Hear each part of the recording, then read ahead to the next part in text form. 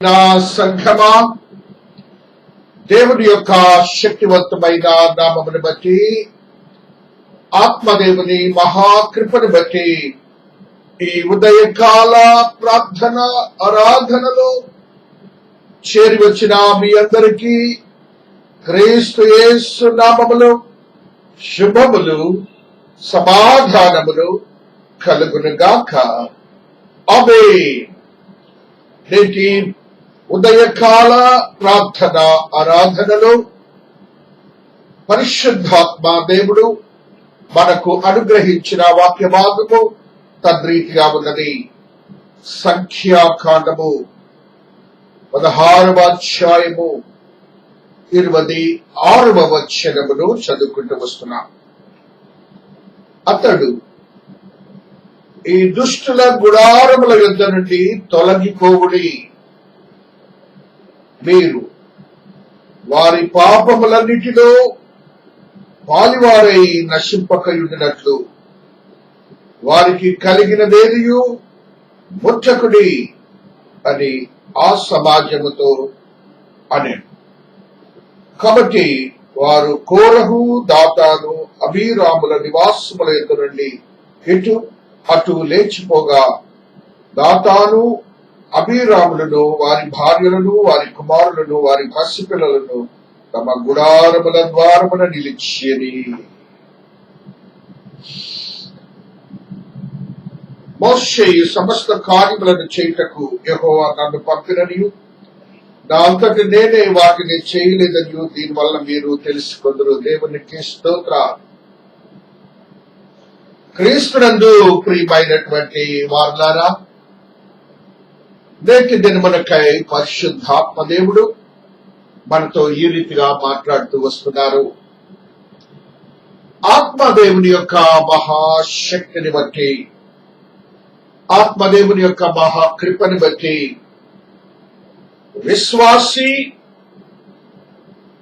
విశ్వాస్యత లేనివాడు, విశ్వాసి జీవిస్తూ విశ్వాసిగా విశ్వాస్యతను కోల్పోయినవాడు. తద్రీతిగా ఈ లోకములో ఈ విధమైనటువంటి క్రమము ఉన్నది. ఈ క్రమములో విశ్వాసికి ఒక బాధ్యత ఉన్నది. విశ్వాసి ఏ రీతిగా జీవించాలి? దేవుడు చెప్తున్న మాట ఇక్కడ, దుష్టుల గుడారముల యొద్ద నుండి తొలగిపోవుడి. ఆత్మీయతలో బలపరచబడినటువంటి మనము, పరిశుద్ధాత్మ శక్తిని పొందినటువంటి మనము, దుష్టుడిగా ఎంచబడినటువంటి వారితో సహవాసాన్ని దూరపరుచుకోవాలని దేవుడు మనతో ఈ దినాన మాట్లాడుతున్నాడు. మనందరికీ తెలుసు మనుష్యులు ఏ రీతిగా ఉంటారు. మనందరికీ తెలుసు మనుష్యుడు ఏ రీతిగా ఉంటారు. వారి యొక్క క్రమము తెలుసు, వారి యొక్క జీవన శైలి తెలుసు, వారి యొక్క పదజాలము తెలుసు, వారి యొక్క ఆత్మీయతతో కూడిన జీవితం మనకు తెలుసు. అయితే ఈ లోకములో మనము జీవించడానికి ఇలాంటి వారు తటస్థపడుతుంటారు. కొన్ని పర్యాయములు వారితో మనము తిరగవలసిన, సాంగత్యము చేయవలసిన పరిస్థితులు వస్తాయి. కాబట్టి దేవుడు మాట్లాడుతున్నాడు, జాగ్రత్తగా ఉండమంటున్నాడు. జాగ్రత్తగా ఉండమంటున్నాడు. దేవునితో నివసించే మనము, దేవుని ఎడల కృపను పొందినటువంటి మనము, అవిశ్వాసులుగా చెప్పబడుతున్నటువంటి వారి క్రియల చొప్పున మనము జీవించటానికి మన జీవితాన్ని దూరపరుచుకోవాలి. అక్కడ మాట్లాడిన మాట 16వ అధ్యాయంలో, తొలగిపోవుడి. తొలగిపోవుడి అంటే వారితో సందర్భాలు వచ్చినప్పుడు నీవు ఏ రీతిగా ఉండాలో దేవుడు స్పష్టంగా మాట్లాడుతున్నాడు.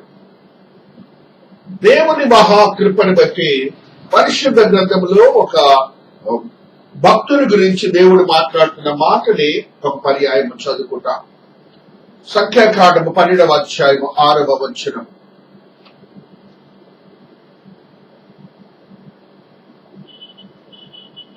వారిద్దరూ రాగా ఆయన నా మాటలు వినుడి, మీలో ప్రవక్తయుడి ఎడల యెహోవానకు నేను దర్శనమిచ్చి అతడు నన్ను తెలుసుకున్నట్లు కలలో అతనితో మాట్లాడుదును. ప్రవక్త కలకు మాట్లాడతాట దేవుడు. అయితే నా సేవకుడైన మోషే అటువాడు కాడు, అతడు నా ఇల్లంతటిలో నమ్మకమైన వాడు. నేను గూఢభావములతో కాదు, దర్శనమిచ్చి ముఖాముఖిగా అతనితో మాట్లాడుతును. అతడు యెహోవా స్వరూపమును నిదానించి చూచును. కాబట్టి నా సేవకుడైన మోషేకు విరోధముగా మాట్లాడుటకు మీరేలా భయపడలేదనను. జాగ్రత్తగా ఉండాలి. మనతో విరోధులైన వారితో దేవుడు చర్చించి మాట్లాడేవాడుగా ఉంటున్నాడు. నువ్వు ఎప్పుడైతే మోషే వలె సాక్ష్యాన్ని పొందుతావో దేవుని యొద్దల, ఆ రీతిగా నీ జీవన క్రమాల్లో దేవుడి నీ పక్షంగా ఉండి ఆయన వ్యంజ్యం వేసేవాడిగా ఉంటున్నాడని మనము గ్రహించాలి.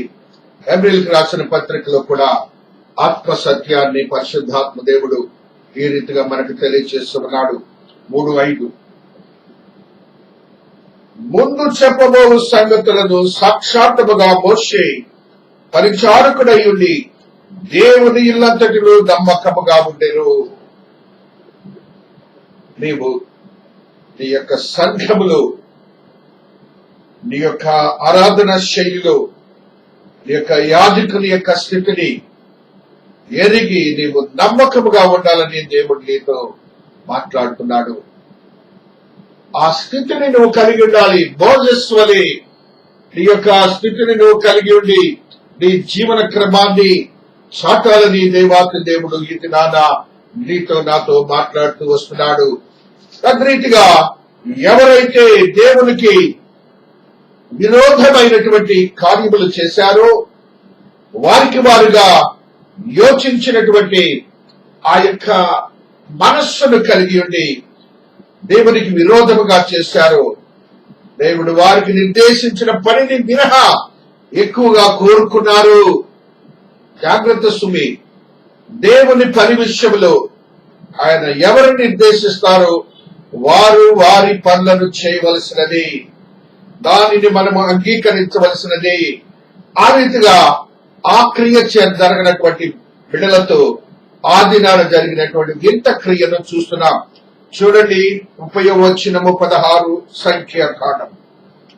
అయితే యెహోవా గొప్ప వింత పుట్టించుట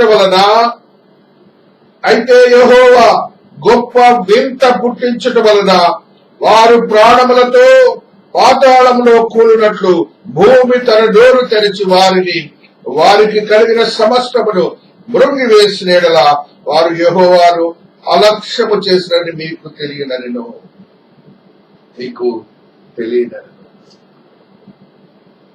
దేవుని క్రియలు వింతను చేస్తాడు. ఆయనకి విరోధమైన క్రియలు చేసేవారికి ఇప్పుడు జరుగుతుంది కూడా అదే.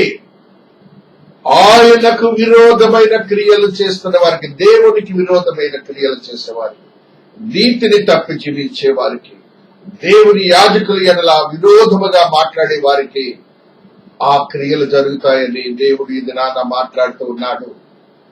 ఆ వింత ఏమిటో చూస్తున్నాం. చూడండి 33. వారి సంబంధులందరూ ప్రాణముతో పాతాళములో కూలిరి, భూమి వారిని మింగివేసను, వారు సమాజంలో ఉండకుండా నశించిరి. వేదనతో కూడిన విషయం. దేవునికి విరోధమైనటువంటి క్రియలు జరిగితే వింతలు జరుగుతాయి. ఇప్పుడు జరుగుతున్న వింతల్లో మనం పాలుభాగస్థులము కాము. ఆయనకు ఇష్టమైన వారిగా జీవిస్తున్నట్టు మనము వారికి దూరమై ఉండాలి. దేవుడు నీ ఎడల అద్భుతమైన కార్యములు చేస్తాడు. ఆ వింత ఇప్పుడు వారికి జరిగింది చూసారా? ఆ వింతలో మనం బాలుభాగస్థులు అవ్వకూడదు. మనం పరిశుద్ధతతో జీవించాలి, నీతియుక్తమైన బిడ్డలుగా ఉండాలని దేవుడు నీతో నాతో ఇది నానా మాట్లాడుతున్నాడు. సామెతల గ్రంథములో ఒక సత్యాన్ని ఆత్మదేవుడు తెలియజేస్తూ ఉన్నాడు. సామెతల గ్రంథము 8వ అధ్యాయము 36వ వచనమును చదువుకుంటూ వస్తున్నాం. సామెతల గ్రంథము 8వ అధ్యాయము 36వ వచనాన్ని చదువుకుంటూ వస్తున్నాం. హల్లెలూయా, హల్లెలూయా. నన్ను కనుగొనని వాడు తనకే హాని చేసుకొనును. నాయందు అసహ్యపడు వారందరూ మరణమును స్నేహించుదురు. చాలా సున్నితమైన మాటలవి.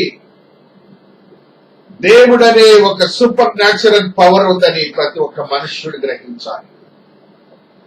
ఆయనకి ఇవ్వవలసిన ప్రాధాన్యతను ఇవ్వాలి.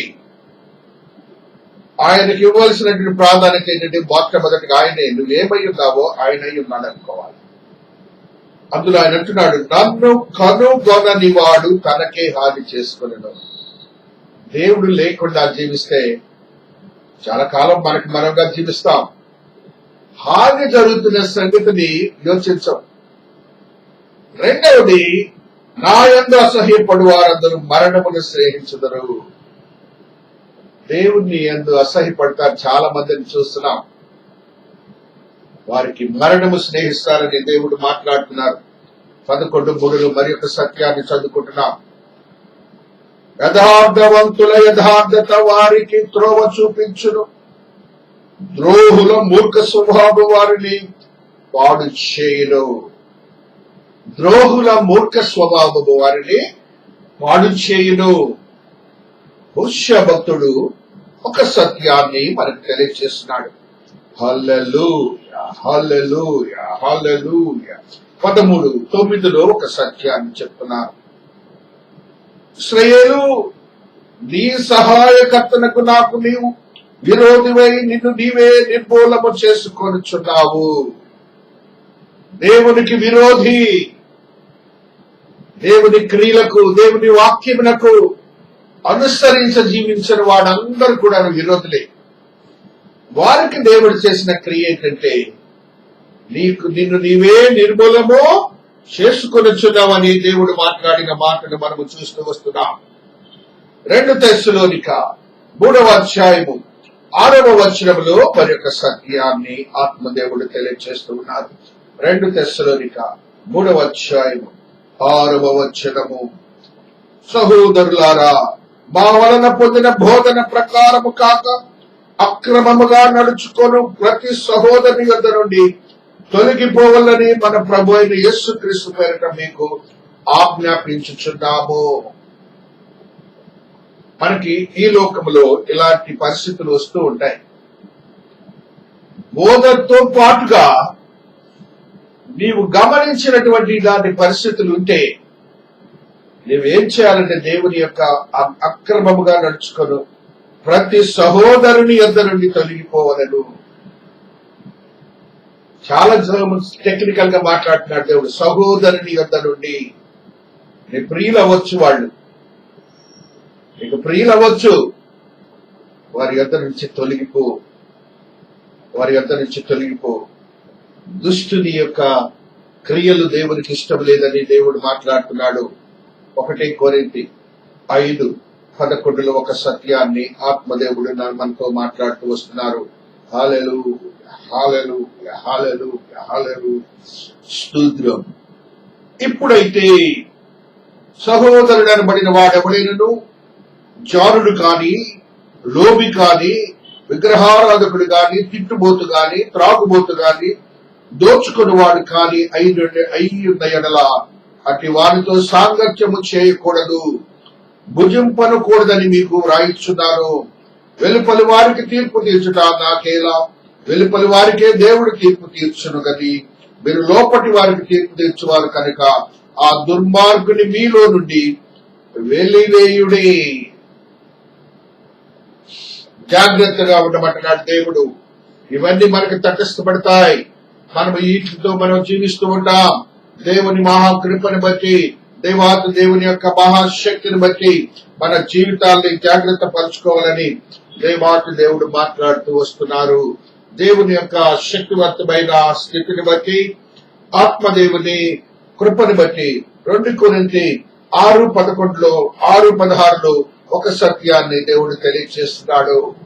మీరు అవిశ్వాసులతో జోడిగా ఉండకండి.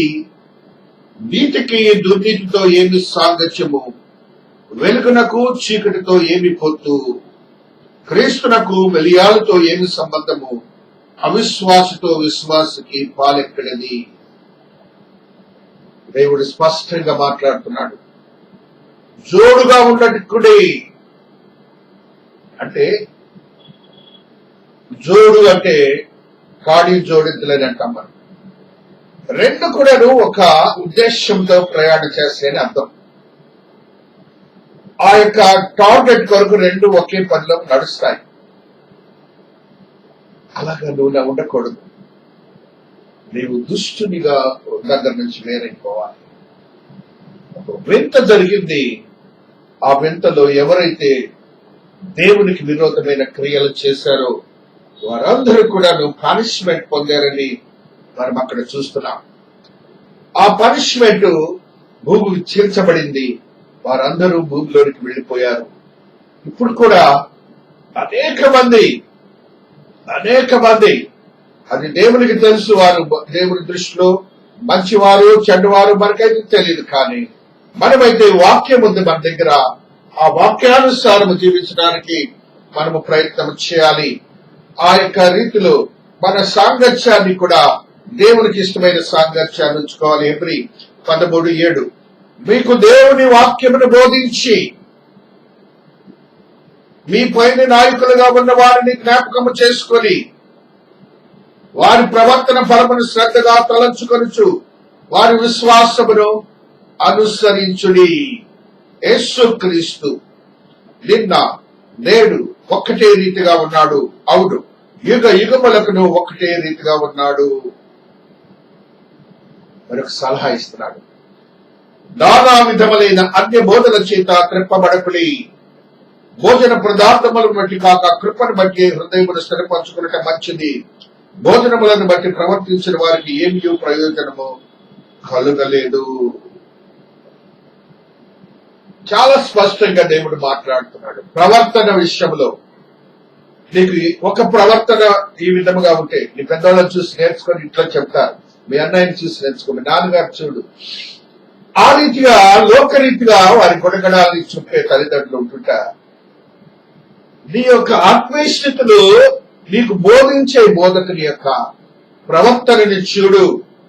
డిసిప్లిన్, క్యారెక్టర్, కాండక్ట్ ఇవన్నీ కూడాను అవి వాక్యానుసారముగా ఉన్న బోధకుని దగ్గరికి నీవు వెళ్ళాలి. దేవుని యొక్క వాక్యానుసారం ఉండే స్థితిగతుల్లోనే నీవు స్థిరపరచబడాలని దేవుడి దినాన నీతో నాతో మాట్లాడుతూ వస్తున్నారు. దేవాతి దేవుడు మరి యొక్క సత్యాన్ని మనకు తెలియజేస్తున్నాడు. కొలస్సీ 2:21 ఒక సత్యాన్ని మనకు తెలియజేస్తున్నాడు. 2:21 మీరు క్రీస్తుతో కూడా లోకము యొక్క మూలపాఠముల విషయమై మృతి పొందిన వారైతే లోకములో బ్రతుకుచున్నట్టుగా మనుషుల ఆజ్ఞలను పద్ధతులను అనుసరించి చేత పట్టుకునవద్దు, రుచి చూడవద్దు, ముట్టవద్దు అను విధులకు మీరు లోబడనేలా అవన్నీ వాడుకొనుట చేత నశించిపోవును.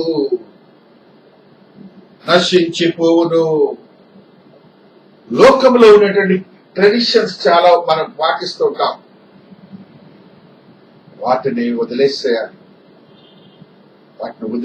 దూరంగా ఉండాలి. ఎలాగైతే విజ్జోడుగా ఉండమన్నాడో అవిశ్వాసులతో, ఇలాంటి పరిస్థితులు కూడా నశిస్తాం మనం.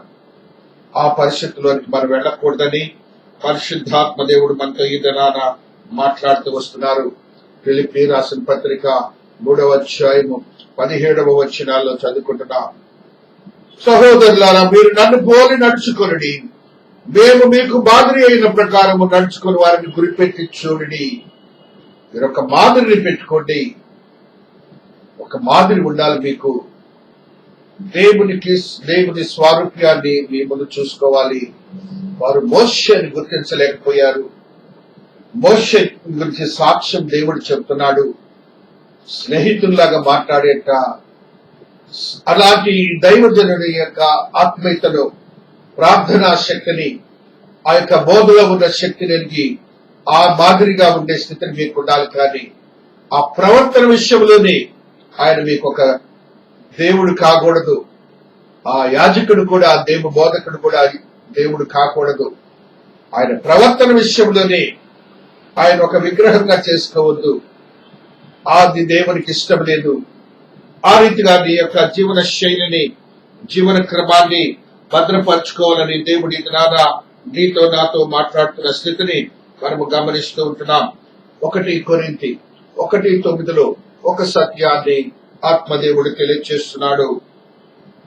మన ప్రభు అయిన యేసుక్రీస్తు తన కుమారుని సహవాసమునకు మిమ్మల్ని పిలిచిన దేవుడు నమ్మతగినవాడు.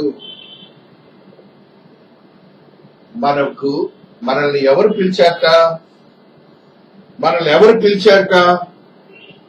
దేవుడు మనల్ని పిలుచుకున్నాడు. ఆయన నమ్మతగినవాడు. యేసుక్రీస్తు వారి సహవాసంలో మనం జీవిస్తున్నాం. ఆయన పోలికలలో మనం భద్రపరచబడదాం. ఆయన శక్తివంతమైన స్థితిని మనం పొందుదాం. దుష్టులకు దూరై ఉండే విశ్వాస్యతను మనం కలిగి ఉందాం. ఆ రీతిగా మన యొక్క భద్రతను కాపాడుకుంటూ దేవుని యొక్క మహాకృపను సిద్ధీకరింప చేసుకొని మన జీవితాలను గడుపుదాం. యోహాను సువార్త 17వ అధ్యాయము 16వ వచనంలో సత్యాన్ని చదువుకొని ముగించుకుంటూ వస్తున్నా. హల్లెలూయా. నేను లోక సంబంధిని కానట్టు వారిలో లోక సంబంధులు కారు. నీవు లోకములో నుండి వారిని తీసుకొని పోమని నేను ప్రార్థించట్లేదు, కానీ దుష్టుని నుండి వారిని కాపాడమని ప్రార్థించుచున్నాను.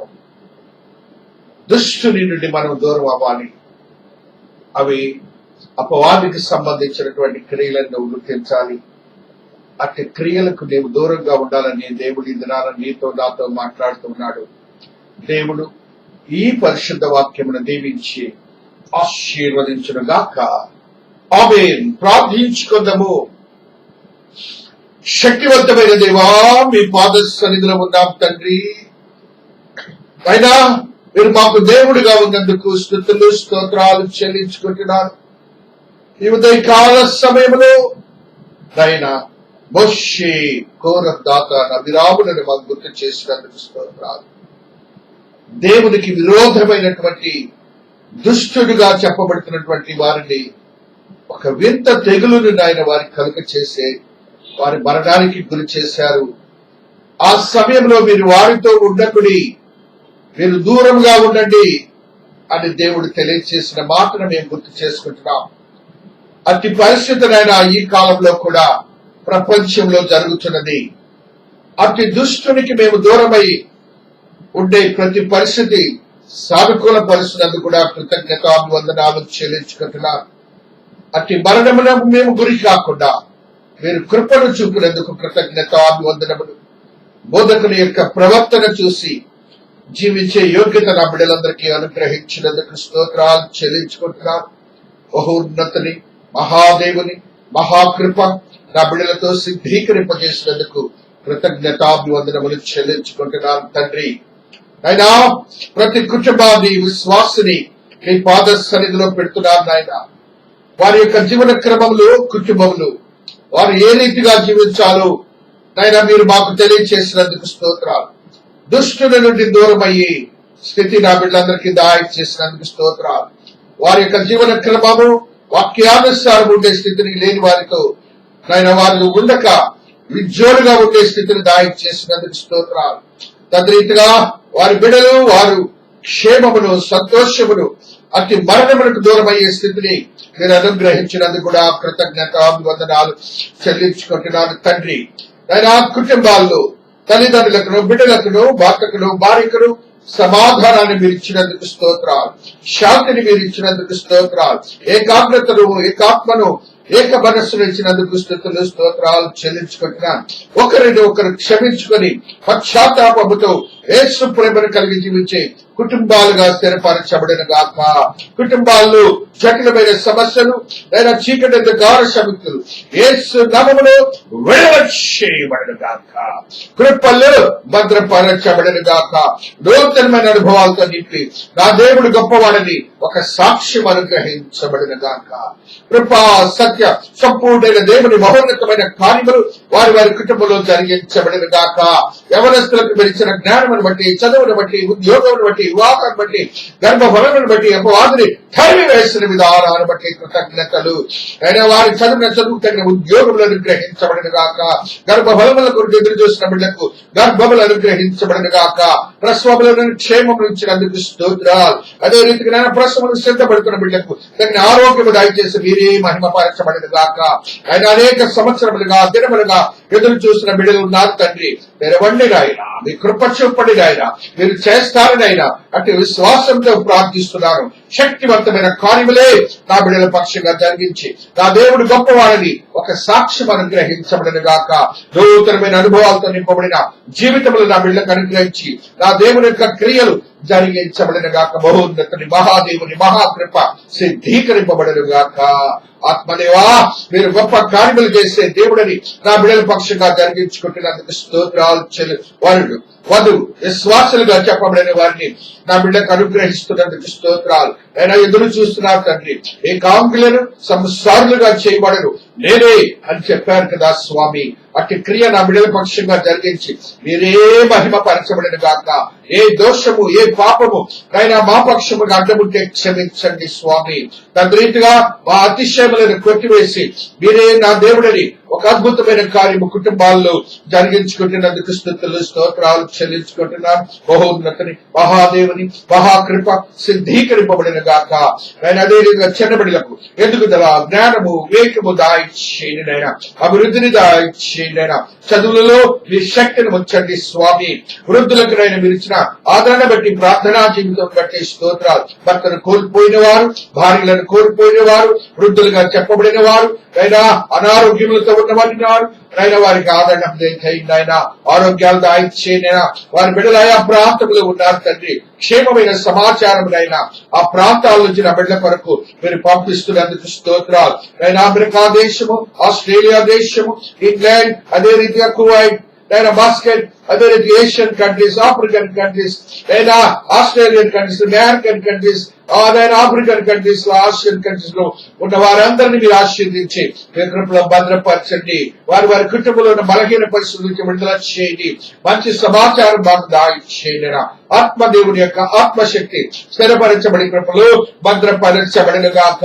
నూతనమైన అనుభవాలతో నా బిడ్డలు నింపబడిన గాక. అదే రీతిగా మహోన్నతుని మహాదేవుని మహాకృప సిద్ధీకరింపబడిన గాక. సంఘంలో ఉన్న ప్రతి బిడ్డను ఆశీర్వదకరంగా మార్చబడిన గాక. నూతనమైన అనుభవాలతో కూడిన ఆరాధన శైలిని అతి త్వరలో అనుగ్రహించినందుకు స్తోత్రాలు. నైనా అధికారులకు అధిపతులకు జ్ఞాన వివేకములు దాయిచ్చేయండి నైనా. మంచి పరిపాలన సౌలభ్యం దాయిచ్చేయండి నైనా. అదే రీతిగా నైనా ప్రపంచంలో ఉన్న కరోనా వ్యాధి నుంచి విడుదల చేసి మీరే మహిమ పరచబడిన గాక. కృపల్లో భద్రపరచబడిన గాక. ఆత్మ కార్యములే జరిగించబడిన గాక. శక్తివంతమైన స్థితిగతులే నూతన పరచబడిన గాక. మహోన్నతుని మహాదేవుని మహాకృప సిద్ధీకరింపబడిన గాక. నైనా చీకటి అంధకార శక్తి నుంచి విడుదల చేసినందుకు స్తోత్రాలు. నైనా కృపా సత్య సంపూర్ణ దేవుని మహిమను మేము చూస్తున్నందుకు స్తోత్రాలు. అగ్ని కాంక్షను కుటుంబాల చుట్టూ, బిడ్డల చుట్టూ, సంఘము చుట్టూ వచ్చినందుకు స్తోత్రాలు. మహోన్నతుని మహాదేవుని మహాకృప సిద్ధీకరింపజేసినందుకు కృతజ్ఞతాభివందనాలు చెల్లించుకుంటున్నా తండ్రి. రోగులుగా ఉన్న వారిని ఆశీర్వదించండి నాయనా. జటిలమైనటువంటి రోగములు ఉన్న వారిని నైనా మీ కృపలో భద్రపరిచి స్వస్థతలను అనుగ్రహించండి నాయనా. నాయన ఈ మధ్య కాలములో నైనా ప్రియులను కోల్పోయిన కుటుంబాలు ఉన్నాయి. వారికి ఆదరణ దాయిచ్చేయండి నాయనా. ఆదరణ దాయిచ్చేయండి నాయనా. ఒకవేళ మా యొక్క ఉన్నటువంటి అవిశ్వాసత అడ్డం వస్తే క్షమించండి స్వామి ఆత్మతో నింపబడిన ప్రతి పరిస్థితి స్థిరపరచబడును గాక. అయినా సంఘంలో ఉన్న ప్రతి బిడ్డను ఆశీర్వదించినందుకు స్తోత్రాలు చెల్లించుకుంటూ అతి త్వరలో సంఘంతో కూడి ప్రార్థించే యోగ్యతను అనుగ్రహించిన కృతజ్ఞతాభివందనాలు చెల్లించుకుంటూ అయినా అధికారంలో మంచి మనసు దయచేసి ఉద్యోగులుగా ఉన్న వారికి క్షేమం దాయిచ్చేయండి. చేతి పనులు చేస్తున్న వారికి ఆర్థిక స్తోమతను కనుక చేయండి. అదే రీతిగానైనా వ్యవసాయం చేస్తున్న వారికి దూరంతర ఫలితము దాయిచేయండి. కృపలో భద్రపరచండి. ఆత్మ కార్యములు జరిగించండి స్వామి.